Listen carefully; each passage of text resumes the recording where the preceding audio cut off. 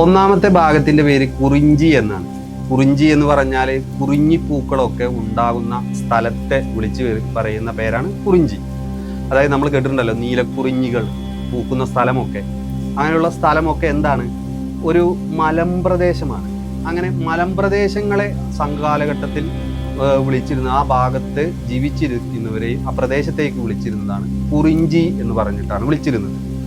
ഈ കുറിഞ്ചിയിൽ മലമ്പ്രദേശത്ത് ജീവിച്ചിരിക്കുന്ന ആളുകളുടെ പ്രധാനപ്പെട്ട തൊഴിൽ പറയുകയൊന്നും വേണ്ട. തേൻ ശേഖരിക്കൽ, വേട്ടയാടി മൃഗങ്ങളെ വേട്ടയാടി പിടിക്കൽ എന്നിവയൊക്കെയായിരുന്നു അവരുടെ തൊഴിൽ. അങ്ങനെ അവരെന്ത് ചെയ്തു? അവർക്കൊരു ആരാധന മൂർത്തിയും ഉയർന്നു വന്നു. ആരാധന മൂർത്തിയുടെ പേര് ചേയോൻ എന്നാണ്. ആരാധന മൂർത്തിയുടെ പേര്.